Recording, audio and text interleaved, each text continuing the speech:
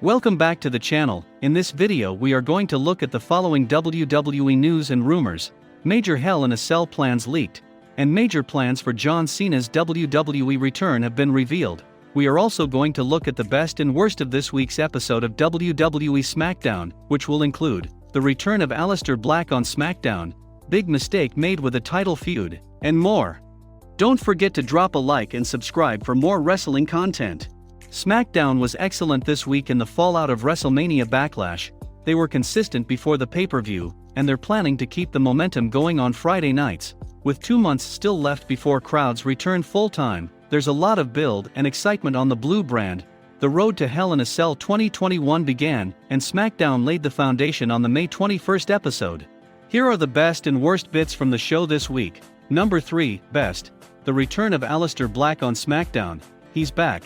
After more than half a year away from WWE, Aleister Black has finally made his return. Even when the Dutch Destroyer was away, he was drafted to SmackDown. However, Black wasn't given any TV time. The timing and placement of it all was interesting.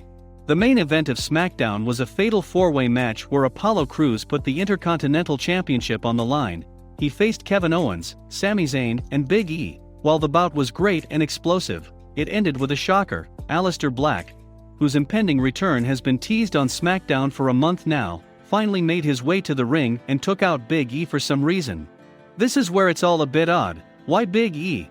What was the motivation behind attacking a man with whom he had no history whatsoever? Perhaps it's WWE simply using the former IC champion as a babyface for Aleister Black's return feud rather than him helping Apollo Crews. Either way, it means Crews will move forward, with Kevin Owens presumably being his next title challenger. As for Big E and Aleister Black, they could be set for a match at Hell in a Cell 2021.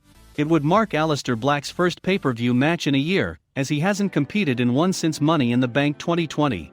It's a long streak, and it's finally set to end soon. Number 2, Worst. The vicious cycle of the women's tag team titles on Raw and SmackDown. The women's tag team division seems to have seen more action on SmackDown in recent months, but it's the only title where the champions can jump from brand to brand. The lack of established women's tag teams doesn't help the cause, and this week, the tag team champions Natalya and Tamina teamed up with SmackDown Women's Champion Bianca Belair to face Bayley and Shayna Baszler and Nia Jax. We'll have a WrestleMania 37 rematch for the women's tag team titles on Raw, and the repetitive nature of the feud is a clear sign that WWE still has no plans whatsoever to expand the division. Number 2, Best. Dominic Mysterio vs. Robert Roode. Dominic Mysterio faced Robert Roode after the latter insisted that he didn't belong in WWE. Fresh off a SmackDown Tag Team title victory, Dominic jumped right back into the mix. He had a short but simple and effective match against Roode where he had a good babyface victory. It wasn't a significant part of SmackDown, but it was a huge win for the young 24-year-old. Number 1, Worst. Not making Cesaro look good on SmackDown. Cesaro interrupted Roman Reigns on SmackDown when the Universal Champion only wanted to call out his cousin, Jimmy.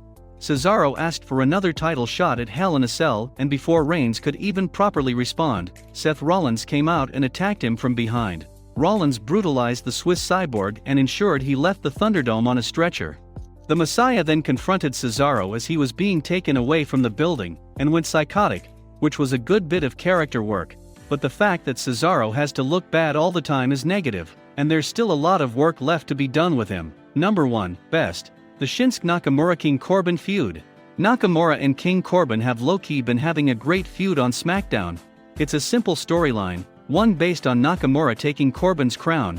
It seems as though King Nakamura is inevitable, and Rick Bugez played a big part in hyping the Japanese star up this week. Nakamura finally got his win over King Corbin as well. Despite getting less screen time, this is an enjoyable mid-card feud, and could help elevate the Japanese star on SmackDown. WWE's franchise player John Cena could be back in action sooner rather than later.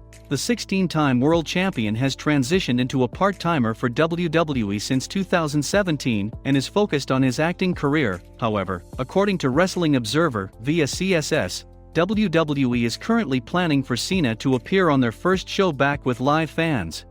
Due to the COVID-19 pandemic, the company has held its shows for over a year, firstly in an empty performance center and later in the WWE ThunderDome with virtual fans. Recently, WWE announced their return to touring and live events that will kick off with the July 16th episode of Friday Night SmackDown in Houston, Texas. This is certainly a monumental occasion for the company, and the return of fans would bring new energy to the product. Having someone like John Cena appear on the first show would certainly be a great idea.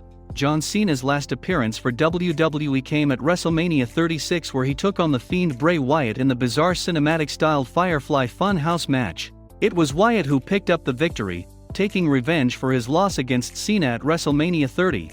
Recently, John Cena teased a return to WWE by posting a picture of the company on his Instagram account. He has also had an interesting back-and-forth with NXT champion Karrion Kross, teasing a future feud and match against him. It all started when a fan tweeted that Kross should face Cena in the latter's final match and retire him. The NXT champion replied to that tweet and claimed that he would be honored and ready to do it.